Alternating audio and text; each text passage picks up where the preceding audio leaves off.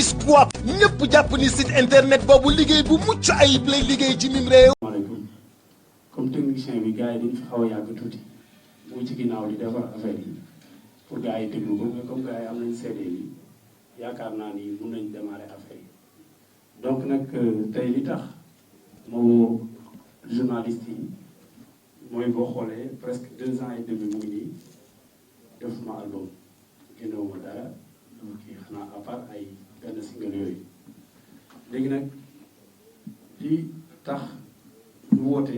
mooy dañu génne album boo xam ne tey la disponible ci marché bi parce que ñu bëri dañu jàpp ni comme Mame Goor dafa yëngu ci yu bari ñu bëri dañuy xalaat ni peut-être suma carrière dama ko teg en stand-by te nag nit soo fàttee li la fal fooleeku parce que ñun ay artistes lañ ay musiciens lañ donc bi ñu toogee ñu ne dañuy def album maxi boo ko déggee mooy album boo xam ni bu matul 4 titres du maxi te léegi soo defee ay 10 15 20 titres nit ñi duñu am temps wu déglu ko donc te ñun comme dañu bëgg a woy ay textes yoo xam ne ku ko dégg xam ni kii li muy woy am na sens même boo ci woyee nit mais mu nekk texte yoo xam ne ku ko dégg xam ne lii musicalement baax na paroles yi tamit c'est bien donc nag ñu ne dinañu woo la presse sénégalaise waxtaan ak ñoom présenter leen album bi ñu mën ko waxtaanee voilà donc loolu moo ñu fi indi tey donc kii ma toogal nii sama wet musicien sénégalais la woykat la moom yàlla dafa dogal ni studio fa la enregistré album bi muy booy boo xam ni suñu rakk la Japon la nekk yàlla jàppale ko mu ñëw investir fi studio bu mag studio high class bu mag fa lañu enregistré album bi loolu moom mooy toogaayam fii ci table bi ki ngeen gis mu toog fii yaakaar naa ni li ma ko présenté presse bi moom mooy président IAM mooy le président des acteurs de la musique te comme ñun yàlla dafa dogal musique bi léegi dafa bëri ay bagages donc il faut que ñu leeral lépp ba mu leer mooy tey jii nga xam ni dañuy wax association bi association bee donc association bi nga xam ni tey jii peut-être ci la artistes yi nga xam ni ñëpp dañ leen reconnaître ci lañ nekk moom moo ko jiitee mooy Zeynoul loolu moo tax ñu woo ko keneen ki toog nii producteur la de musique parce que moom club gaynde bi ngeen di dégg moom moo ko moom parce que artistes yu bëri tamit tey jii bu fekkee dañu génne album te amuñu fu ñuy exprimer wu mook zéro ñoo yem donc nit ñoom mën nañu wax nit ci société musique lañ bokk ba pare nag mu nekk quelqu'un boo xam ni dafay investir parce que man Mame Goor li ma gëm ci nit mooy nit kenn du ko lekk kenn du ko naan njëriñ lañ koy doyee njëriñu nit du lay maye xaalis mais nga bokk ci dëkk teg ay infrastructure yoo xam ni Sénégalais yi dañ ciy gis seen bopp di ci liggéey di am salaire donc loolu moo tax ma naw ko mooy invité ko tey mu ñëw suma conférence de presse ba pare ma def nag benn morceau boo xam ni suma yaay laa ko woy mooy boo xoolee album bi 4 titres la ma Kaarimal Axlaa maa ngi ko woy sëñ Abdou Karim Mbacke sëñ Abdou Karim ndigalam laa am soo gisee pochette bi sax photo def ci nekk parce que bi ma amee idée tey ñu ngi nekk ci weeru safar ca màggalu Tuubaa bi ma amee idée génne sama album bi bëgg ko ci way dama dem seeti ko waxtaan ak moom ni ko sëñ bi damay génne album boo xam ni dafa war a génn ci màggal gi ma am yéene nag am benn morceau boo xam ne dama la ci way fekk defaroon naa maquette bi ma demee mu ne nañ ko teg j'avais plus de 1000 personnes ñu teg ko ñu ko tegee mu déglu ko ba morceau bi dem ba ci digg bi mu tourné xam naa jëwrinam benn jëwrinam bi mu ne ko xam naa lii de maase na xam naa mooy neex na waaw bi mu waxee loolu après mu ne ma woy bi neex na ma yaakaar naa ni woy bu ñu ma mës a woy rek bii moo ko dàq mu wax ko te boobu maquette kese lañu yóbbu foofu bi ñu ko defee mu ne sama kër sax dama fi tere woon ay filmer parce que am na ay temps ñu doon wax dafa am ay militaires yu demoon foofu naan réew mi Bamba moo ko moom genre coow bu ndaw moom mu ne bëggatul kuy bëggatul mu daal joxe ndigal ni ba fa kenn filmé ci mais jour boobu daf ma woo ma ñëw mu ne ma mu ne gars yi nañu photo jël vidéo mu ne ma def ko ci clip bi kon am naa ci ndigal donc loolu moo tax cër boobu moo jox ak noonu mu moo fonkee dafa tax morceau bi ma ñëwee dama ci yokk sax loo xam ne nekk ci woon comprendre nga donc en grosso modo loolu moo tax tey ñu woo ñëpp fii pour présenter leen album bi léegi nag li ci des ci journaliste yi la des bu ñu demee kenn ku nekk am nga oto wala mën nga ko déglu sa kër wala sa machine wala dara yaa xam noo koy apprécier mais donc daal li taxoon ñu jóg tey mooy présenter album Makarimal Akhlaq aux journalistes voilà su fekkee am nañ disponibilité man ko déglu fii alhamdulilah su fekkee temps bi may ñu ko tamit en grosso modo loolu la et puis album bi disponible na partout donc fu ko nit bëgg ci àddina bi mën na ko am voilà donc préparé nañ tamit après màggal bi benn tournée boo xam ne dinañ ko def dans les régions war nañ dem tamit international def ay affaire parce que tamit ñu bëri benn moment comme ni ma ko waxee encore gars yi bu la nit li la fal doo ko bàyyi donc loolu moo tax nag tey ñu woo ñëpp fii voilà merci beaucoup yaakaar naa ni mën nañ dem droit bi rek gars yi moom def yu bàyyi ba waaw aj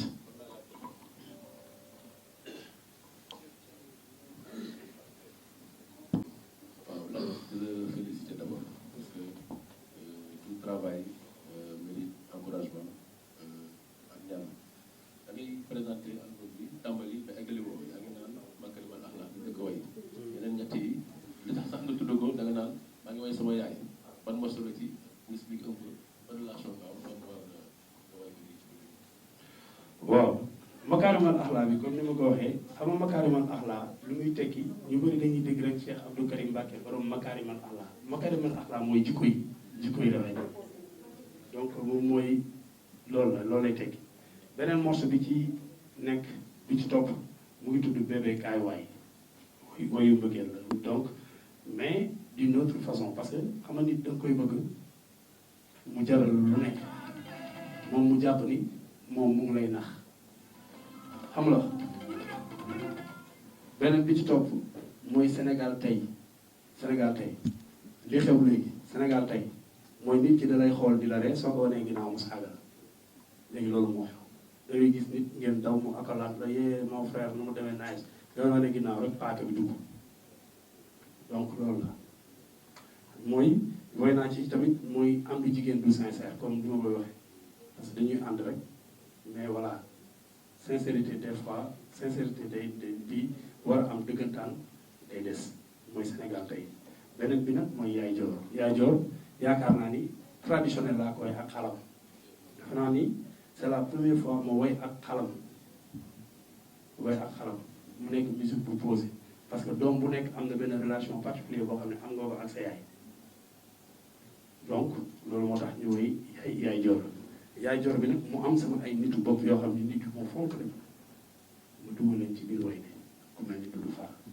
voilà ok d'accord léegi moom dafa wax ni comme def nañ prévu ni avant question yi di démarrer morceau bu nekk rek mën nañ ci teg tuuti après ñu def question yi wala gars yi voilà c'est bon morceau bi nag am na ko ci bëf sama doom la mooy Talla Diazaka moo ci woy noonu moo nekk nii voilà jaajëf. voilà mais macha allah affaire bi ku iñaanul bu ko déggee xam ne neex na macha allah artiste moom dañ koy mesurer liggéeyam ak qualité bu muy produire man faruma fen de man moom journaliste laa rek li ma dégg laay wax affaire bi macha allah léegi Mame Goor Diazaka fan yi nee nañu dafa bëri xaalis est-ce que mën nañu xam tey album bi ñaata la jur ñaata la ko dikkee de manière générale ak aussi phase promotion bi dernière question naka la ko nar a doxalee jaajëf. waaw xaalis moom am naa lu ma faje sama ay soxla quoi mën naa ko wax xaalis moom moom boo mënee xëy jox sa njaboot dépense ku feebar nga fekk sant yàlla donc richesse boobu la ñu yàlla defal. benn bi ci topp moom mooy comme ni ma ko waxee bi may introduire dama wax ni tey jii ñu bëri dañu def ni woon dañu mettre suñu carrière en veille donc il fallait que nit ki di la fal tey ku xam Mame Goor ci musique la ko xam ak woy donc nag il fallait que ñu def dara lu bees loo xam ni musicalement ku ko dégg dina ko respecté naw ko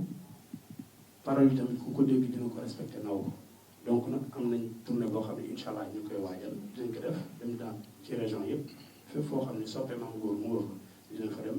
fii ci Sénégal ak bitim réew te incha allah su màggal bi passé dinañ jàpp benn date comme ni ñu doon def chaque année organiser benn manifestation bu mag a mag a mag boo xam ni suñu soppe yëpp dañ fay woo soit mu nekk Sorano wala mu nekk Grand Théâtre voilà.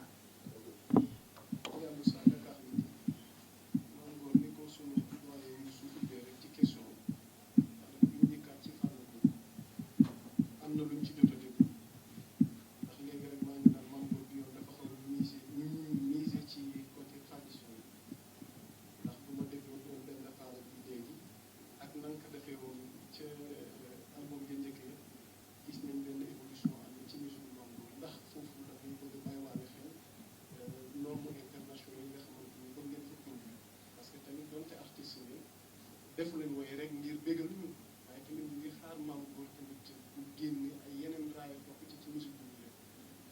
bi yoon mbalax bi bëriwul trop calme bi am na traditionnel bi am na loolu bi ñu ci leeral loolu nga ci jublu beneen question bi mooy sëñ Abdou Karim bi nga woy wala tudd Makaarimul Axlaaq bu ko tudd rek xel ci wax la bu ci taxawaay sëñ Abdou Karim ci société bi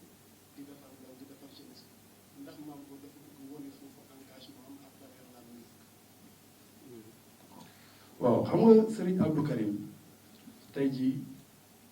dafa am loo xam ni xam nga am boo xoolee dans les comme ay 2007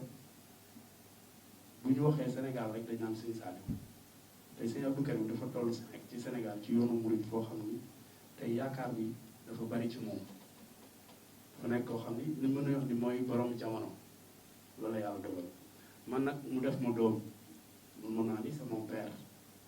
ni ma ko bëggee man en tant que marabout moom noonu la ma bëggee en tant que taalibe bu bari def ma comme doomam parce que sëriñ boo demee ba mu ni yow sa jikko noonu naa ko ndax da nga am fayda ça veut dire que ni yow li nga doon séntu ci sëriñ bi gis nga ko waaye sëriñ bi tamit am na benn njukkal bu mu la delloo beneen bi ci topp mooy traditionnel musique traditionnelle ku mënul woy doo ci woy benn mu am sunu benn papa boo xam ne dafa nekk jóge fii yàggul muy Samba Jabare Samb man sama papa la ànd nañ voyager dem Bercy bokk avion ay yoon mais saa yi ma saan toog ci avion daf may wax ni ma yow Mame Goor timbre vocal bi nga yor lu tax doo woy traditionnel dama doon ñaan yàlla mu fekkee ma génne traditionnel bi ma nekkee studio di enregistré nan loolu bor ko def bien vrai que dafa feebar mën ma ko invité ma woy traditionnel avant muy génn mu gaañu donc traditionnel ñun moom lañu am dëgg la boo xoolee musique nigérienne bi gis na ni muy cartonné même ay na ay sénégalais yu bëri yoo xam ne dañu koy def afrobeat c'est important mais ñun xalam ak kora lañu am il faut que ñu jëm ko jaay parce que yeneen pays africains yëpp dañuy playback ci musique ordinateur la ñuy def mais musique boo xam ne mécaniquement dañ koy jouer Sénégal rek ñoo koy def ci Afrique ak Mali musique boobu nag dañ ko war a respecté mais dañuy gis léegi nii boo xoolee sax afrobeat bi xale yi muy sama rakk yi nga xam ne ñu ngi ci musique bi ñoom laay gën a ñaax parce que il faut que ñu gëstu ci li nga xam ne moom la fi Ndiaga Mbaye bàyyi Samba Jabare Samb bàyyi ko fi Laye Mbuub bàyyi ko fi parce que ñun loolu la ñu am mooy suñu culture parce que tey jii boo jëlee afrobeat c'est bien c'est international mais dafay mel ni culture jàmbur ngay jaay ngay gën a jaay que sa bas donc loolu moo tax ñun comme ñu ngi bëgg a yàgg ci musique bi ci loo def 20 ans 25 ans yaa ngi ci bëgg a yàgg looy def ba sa doom di ko def fekk si la si ça veut dire que ni yaa ngi ciy bëgg a yàgg donc ñun dañu war a montrer le bon exemple donc loolu moo tax album bi ñu wane ci loolu def musique moderne en même temps ñu def traditionnel voilà merci. asalaamaaleykum maa ngi bés nekk sama sant man la Moussa Sow bu info du jour waaw artiste dégloon son yi macha allah neex na sama question dama koy jëmale ci sa wax léegi da nga répété 3 fois nii ñun ay artistes lañu war nu bàyyi sunu musique ngir leneen ma dégg si ni pendant tout ce temps da nga gelé woon say activité musicale di def beneen activité muy politique mun naa ko tuddee noonu ndax tey da nga am regret temps bi nga toog yëpp defoo dara. Deuxième bi mooy ndax aussi sa concert bi nga doon organiser CICES ba mu fiasco xaw ma nu mu demee indi woon na coow lu bare ba ñuy utiliser ay termes maam ko doon ko désacraliser ndax loolu aussi dafa la servir raison moo tax nga ni foog ma delluwaat si sama musique ngir récupérer waat sama public. non xam nga musique dafa yaatu boo xoolee Sénégal ki ko njëkk a jiite xeex indépendance Sénégal ba am ko c'était un artiste muy Léopold Senghor daf doon wax ni ci àddinaam mën na maye lépp ba mu des ay droit d'auteur artiste la woon Vincentus Bocara bi gars yi di woy bu Sénégal di football ak lu xew ci àddina bi moo ko woy moo ko bind beneen bi ci topp mooy concert bi nga wax ni ñun dañ ko doon joué mu fiasco fii Sénégal koo gis muy woy nag laa la wax li ko tàmbalee ci man ba ca fin ba du ñëpp ñoo mës a joué fu ñu mës a joué mu dox koo mës a gis ci àddina même journaliste yenn saa ngi jël nga bind benn papier boo xam ne kenn du ko lire te concert boobu ñun nekkul woon concert boo xam ne sax concert bi dafa am dañ ko naal parce que dama fa doon joué chaque année ñu naal ko pour jouer fa fekk ñi ko organiser annulé nañ ko te ñun xamuñu ko bi may def concert bi saa yi may def concert foofu damay may ay kaar yu jógee Rufisque pour ñëw foofu kaar yi bi ñu ñëwee ba foofu foire bi bu amee concert dañuy wax ni à partir de 19 bu yeggee 20 heures rek beneen kaar deetul dugg ci biir donc ñi teel a ñëw benn kaar xuma ñaar ñoo dugg bi ñu ñëwee dugg ñeneen ñi ñëw ñu bloqué bunt bi fi ma taxaw noonu ñi ko organisé woo ma ni ma concert bi ma woo leen quoi parce que gisuma woon ñi ko war a présenté mooy ñoom ak Saïdes ak yooyu yàlla dimbali ñu sax DJ Kalsma koy gis fii foofu la nekk concert bi dañ ko annulé moo woote Famara ni ma annulé nañ dañ ko annulé woon ma ne ko lu tax woowuloo ko mun ma dem la woo jotuma la comme amoon na ay Rufisquois yi fa jot a nekk bu doon benn Rufisquois moo fa nekk ni ma joué ma benn morceau dinaa ko joué bi ma taxawee après booy tëggee ji ni ma mais ñun mënuñu déplacé wu ñëw fi xanaa doo ñu may sax benn morceau man leen ban morceau ngeen bëgg ñu ne ma jazaak ma woy leen ko léegi jazaak lise nag laa lay wax tey fi ma yóbbu xam nga ni dangay def dara ni danga ko yàqal fekk yaa ngi koy defaral li sa comprendre la tey ci polémique gu benn concert boobu ci jasakalisation ak lycée dem naa ba am ci société est-ce que comprendre la bu gis bi kaani jasaka bi génn rek lu lay xew est-ce que comprendre la donc yàlla moo def ci nit ci ay nit yoo xam ni tey waxuma la télévision wala rajo mais ci site internet bu ñu wanee photo maam ko rek noo def kaa yi cliquer xoolal lay wax parce que yàlla moo ñu bind ñu nekk nit yoo xam ni ay artistes lañ mais fexe nañ ba am respect nit ñi mooy du ñu fen du ñu wuruj duñ def jubadi te li ñuy def dañ koy def normalement voilà ça.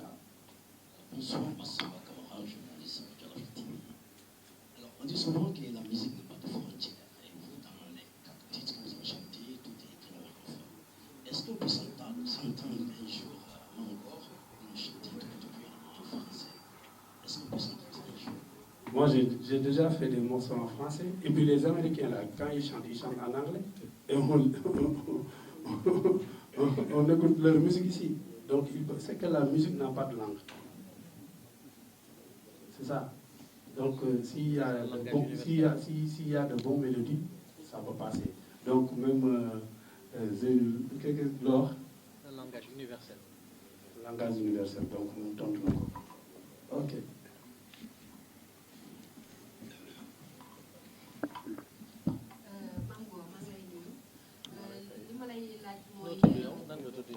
Marie Mantoulaye laa li ma lay laaj mooy album bi nga génne nii toog nga lu yàgg génne woo album te sénégalais yi ñu bëri du samay kàddu nag sénégalais yi ñu doon wax ñu bëri maam ko mënul woy xam nga comme kii li mu wax soo tëggee soirée gars yi dañ lay boycotté bañ tuddee la jësaaki la xaw ma dañ la jësaaga lii sa xaw ma léegi nag yow nga xaar ba nga xamante ni si da nga dugg ci politique bi affaire yi gars yi commencé da sànni xeer moo tax nga ñëw génne album bi est ce que du yow da nga dem ba xam ne politique bi du baax moo tax nga dellusiwaat ci li nga nekkoon wala bu fekkee du loolu ñaari métier naka nga ko mën a boole mooy politique bi ak woy bi naka nga ko mën a boole. xam nga ñun dañu am musique sénégalaise am na kilifa koo xam ne daal gars yi jàpp nañu kilifa la ci musique bi mooy Youssou Ndour mu ngi politique di woy Sénégal moom xam naa ne ku ma dàq way juddoo fi loolu moom yàlla def rek man Sénégal moom ku ma dàq way juddoowul ci réew mi mun nañ nag xam nga tey jii kii toog nii club la yor mooy club gaynde Sénégal yëpp xam nañ ko man lundi laa ko doon joué lundi moo gën a diis si jour yi te suma joué day fees animateur DJ baa ngi nii moo toog nii est-ce que comprendre la donc man je fais la politique xam nga politique publicu politique ak bu musique bokkuñu ñi nga xam ne peut-être dañ la contre politiquement mais lu la neex lañ lay wax est-ce que comprendre la parce que man am na ay politiciens yoo xam ni tey dañu bokk scène bi bu ñu waxee lu dul dëgg maanaam ñu fen ma ne ñii dañuy fen jaar ci digg bi ne dañuy fen peut-être bu ma naqaree ñu leen bëgg lu leen neex la ñuy wax man góor mais loolu dama koy dénku parce que c'est amul problème mais yàlla dogal na ni man ci sama àddina am ci regret mooy lépp loo xam ni dem naa ba war ci dugg parce que politique bi ma ciy dugg du parce que bu dee tur am naa ko ba pare bu dee tamit lu ma dundale sama njaboot yàlla mooy dimbali kon amoo problème pour def politique politique tak li tax ma def ko mooy dama juddoo ci benn dëkk mu nekk une grande ville comme Rufisque ñu bëgg ko rey ma ne nag kenn du ko fi reyee damay xeex politiquement parce que tey jii boo nee du ma politique ñi politique dogal loo xam ni du la neex te doo ci mën dara te comme yàlla may nañu tur may nañu fit may nañu fayda am nañ ay relation donc ñun mën nañ def politique pour suñu ville Tëngéej dafa bokk ci 4 communes yi nga xam ni ñoo gën a mag ci Sénégal les premières communes du Sénégal tey ba léegi nii boo demee Ndar tubaab yi dañ fay dem di def tourisme soo demee Gorée dañuy def tourisme Dakar am na tourisme Tëngéej kenn dematu fa donc nag loolu moo tax moo fëgg table bi nekk le candidat potentiel pour la mairie de la ville de Rufisque te yàlla dina dogal ni incha allah dans 1 an maay nekk maire Tëngéej loolu la yàlla dogal waaw incha allah waaw. Doudou Fall opérateur économique xam nga man Sénégal lañ ma jaaxal mooy entreprise li muy def ni entreprise la ndax bala muy woy am na ñu muy àndal su paree am na ñu koy produire su paree na ay club yi di ko utiliser su paree rajo yi di ko utiliser comme entreprise la kii businessman waaw wala de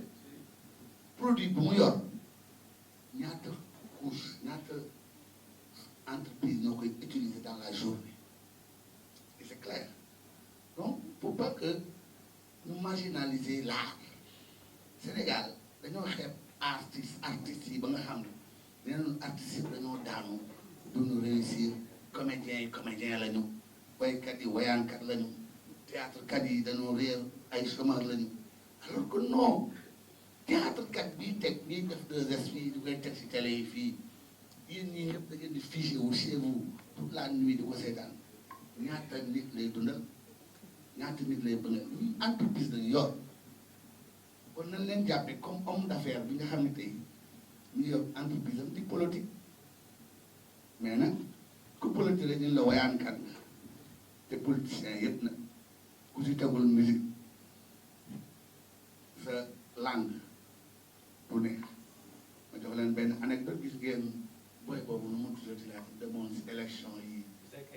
Ouzin Keita gis nga bës bi mu am keroog ba mu demee si élection yi mais artiste la te yéen ñi bokkoon na lii yéen te loolu mooy art merci merci. mën nga jaar si agence de presse africaine APA donc mën góor man damay dellu ci question bi Youssou wax mun naa ci bañ a dellu sax parce que jiitu na ma ci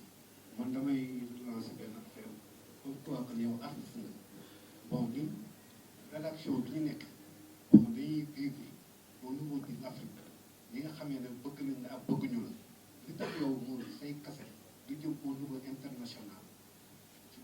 mu dem ci bu baax a baax parce que xam naa li ma wax parce que am na ñoo xam ne ni tey jii bu ñu wooyee foofu xam nañ sa tur moo waraloon moo si un partenariat boobu mën a dem wax entre agence bi ak kii merci. waaw xam nga tey jii musique après Zeynoul sax dina ci sànni kàddu xam nga musique soo ko defee dafa am comme li waa ji wax léegi musique amul frontière soo ko defee ba pare dafa am ay label yoo xam ne da ngay signé ak ñoom pour ñu distribuer la sur le plan international mooy Afrique ak en Europe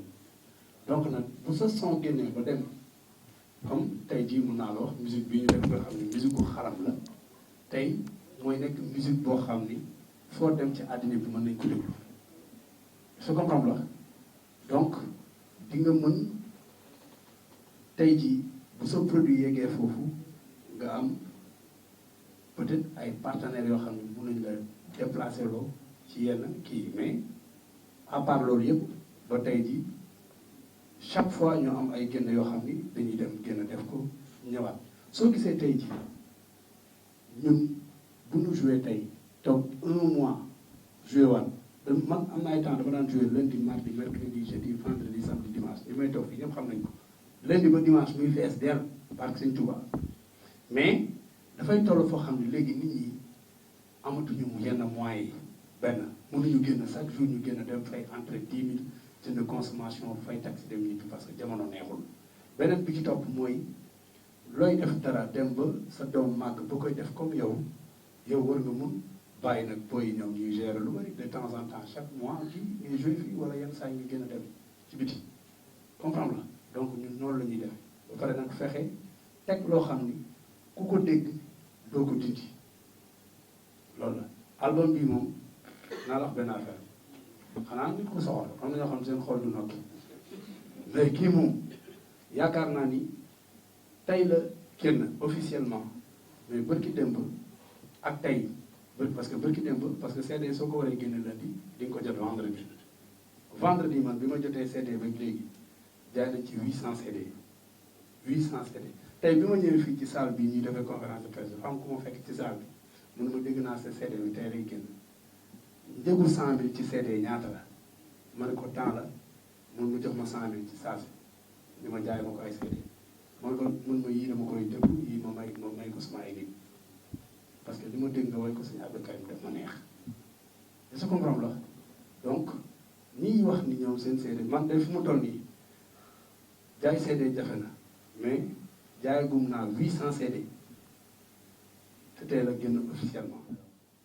inspiration bi nga xam ni war nañ ko ci delloo njukkal donc pour dire que projet bu mel nii c'est pas un projet facile depuis nga tëju di inspiré wu depuis nga dajale les ressources qu'il faut l'équipe qu'il faut pour t'accompagner ba projet bi génn c'est tout un parcours donc nit toog 2 ans rek génnewul album je pense am na ñu toog 5 ans 10 ans du ñu génne album te c'est tout à fait normal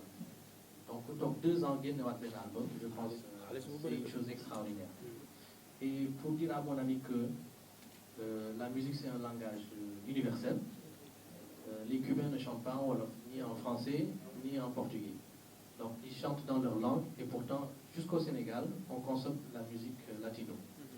et Beyoncé ou bien un autre artiste Michael Jackson ils ne chantent pas en wolof et leur musique est bien consommée ici et aussi pour dire que une orientation vers l'international ça n'existe pas vraiment parce que les artistes qui sont plus en vue ici font leur musique hein? On peut citer l'exemple de Baaba Maal qui fait sa propre musique qui chante en pulaar et Société mooy Grammy Awards la meilleure musique de film de cette année passée si Black Panther soo dégloo li mu ci woy pël la ci làkk et puis la musique est le film est en anglais xëy na ñooñu sax mënoon nañ ko si exiger pour mu woy ci en anglais mais pulaar bi muy làkk bi muy woy ci musique am moom la woy ci film bi mu neex bay bëgg a dee mu nekk meilleure musique de film de l'année donc artiste bi fi nga dëkk culture bi ngay défendre musique boobu ngay def ba loolu ciy fekk la ci tey Mame Goor su dee dafa am ñu nekk à l'international ñu ko soxla dañuy xool lu mu représenté fii si biir dëkk bi d'abord Youssou Ndour su xamee benn aura à l'international am renommée bi mu am c'est parce qu'il est leader aussi chez lui ici moo tax lu bàyyi basam di dem un Salif Keita il est leader au Mali et avec la musique malienne avant d'être reconnu ailleurs dans le monde sinon soo bàyyee sa base ak li nga moom sa culture nga dem si yëful jàmbur da nga bay fekk keneen ku la fa jiitu waaw moo tax on continue à défendre la musique mbalax et la musique traditionnelle sénégalaise bi nga xam ne lépp représenté wu na fii si Maxime bi donc on remercie notre frère et moi en tant que président des acteurs de la musique nous appuyons ces genres de projets c'est toujours bien de recevoir un nouveau bébé bu mel ni ngénte ko le 7 avril un lundi voilà mu ñëw yokk l'écosystème de la musique sénégalaise et comme ni ko monsieur Fall waxee c'est une entreprise c'est une industrie donc de là vont partir des activités yi nga xam ni en allant vers des concerts vers une exploitation dynamique des œuvres qui sont là et tout va suivre et comme je dis comme il a si bien dit tout à l'heure la politique n'est pas un métier c'est un engagement ce sont des responsabilités voilà am na fi ay profs yi nga xam ne sont des enseignants à l'université qui ont été nommés une fois ministres quelque part sous seen passage politique passé dañuy delluwaat ci école yi jàngale donc y a beaucoup c'est un engagement donc loolu du wàññi dara ci li ñu ko xamee en tant qu'artiste mu yàgg def ay concert di bëggal nit ñi ñu xamee ko te moom si li ñu ko xamee musique la si benn titre bi nga xam ni dafa siiw ñëpp xam ko partout dans le monde donc ça c'est très important donc engagement bu munti am muy si politique wala ci leneen du wàññi dara te du changer moom ni ñu ko xamee métier muy musique muy musicien artiste musicien donc je tenais à faire cette précision là et di ko encourager di xam ne di ko wax ne association bi ñu ngi ci ginnaaw naa ko appuyer ci lépp donc dans quelques jours ces œuvres seront disponibles sur toutes les plateformes à l'international pour vous dire que ku nekk États-Unis Canada wala nekk Chine ñi nga mën a dugg iTunes wala Deezer Spotify foofu mu ci nekk nga déglu ko fa donc internationalisation bi foofu lay njëkk a commencé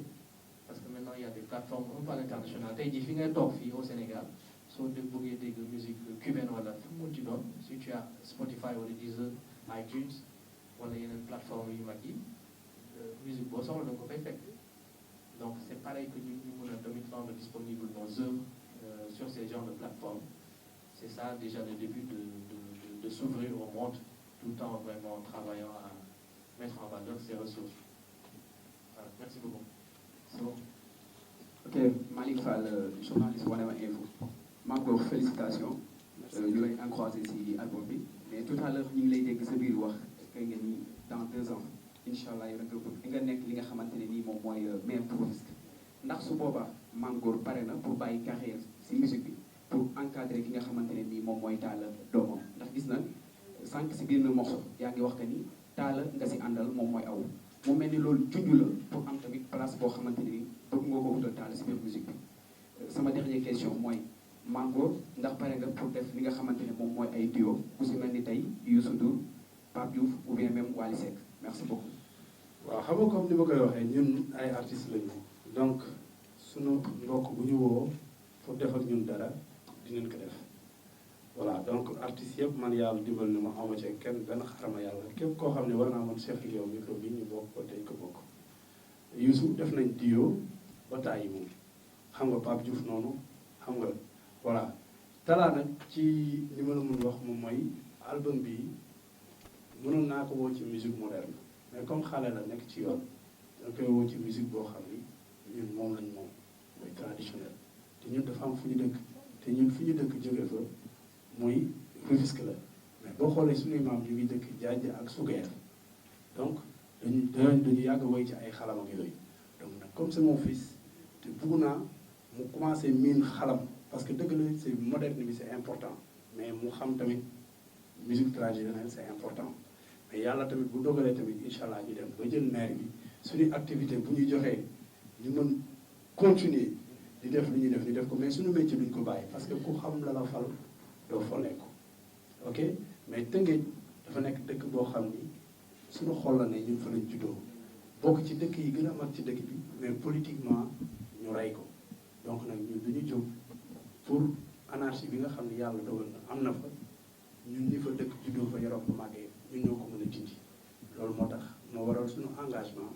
pour la ville de Rufisque te tey jii bu njëkk ba dañ doon wax ni ay conseillers ñooy fal conseil municipaux yi ñooy fal mais léegi suffrage direct la te comme raw gàddu la te ngeen moom boo demee yoral sa micro trottoir taxaw boo yëpp moo ngi yor seen carte Franc-Balaye di xaar Mame Goor bu nekkee rek ñu ne ko bip ñu defar dëkk voilà. Mame Goor voilà. Pape Fall ah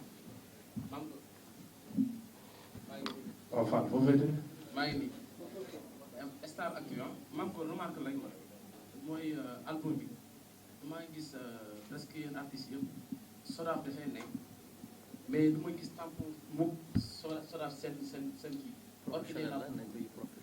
waaw xam nga. deuxième mooy album bi passé yaa ngi ko defoon ak benn studio léegi pourquoi nga choisir Mara studio production. troisièmement bi mooy ndax politique daf la gën maanaam jamono ji ñu toll maanaam politique ak musique ban nga ciy gën a lekk jamono ji ñu toll. politique lan la ci di mën a lekk. parce que xarit président ah. non non mais boo nekkee xaritu président président bi dafa jox kenn ñaata man kay presse baa ngi ni 10 francs joxuma ko voilà donc li am solo moom mooy ban question la wax sax sànq ci kii Sodav xam nga kii CD promotion la mënoo jël CD boo xam ne da nga koy may journaliste da nga koy jël di ko jox presse di ko CD promotion yi nga def ci yenn logo yi c'est pour kii c'est pas destiné à la vente yi nga xam ne ñoom la ñu war a jaay day am logo Sodav am lépp ci biir mais bii CD la nga xam ne dañu ko defar juste dañ ci defar benn logo boo xam ni c'est destiné aux journalistes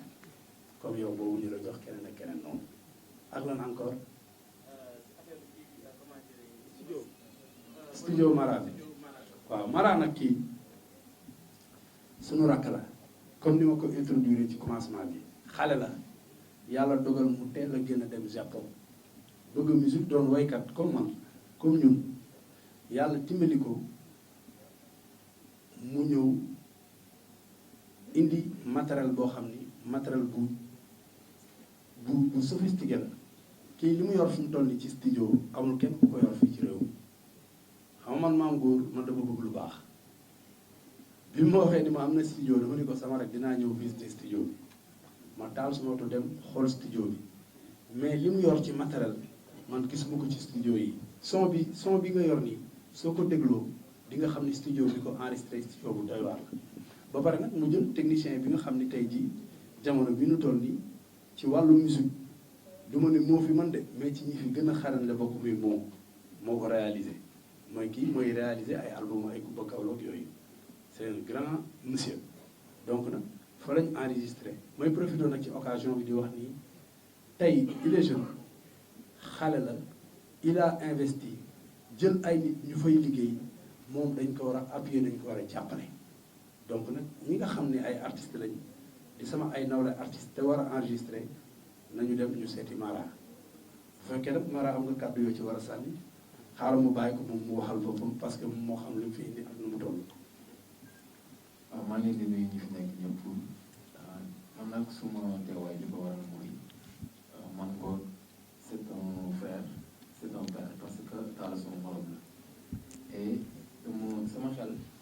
dafa ma naxul si moom parce que Sénégal la plupart ki ñuy critiquer mooy peut-être ki ñu xaw a sori mais man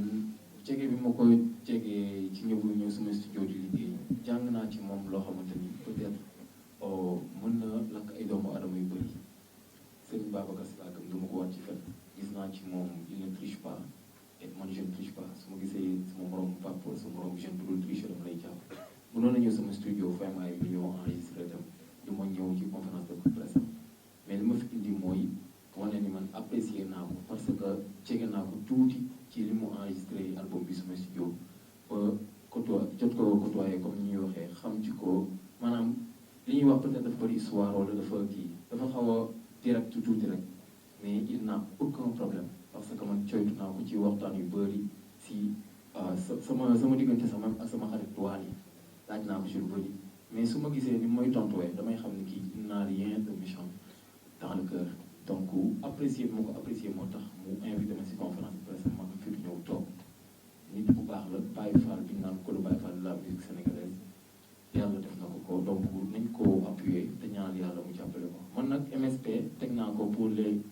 sénégalais ñoo ko moom man maa la am ko c'est pour les artistes sénégalais parce que du ma dem ba Japon fii matériel musique yu jóge ñu fi di fi indi ay studio taqale du ma ko def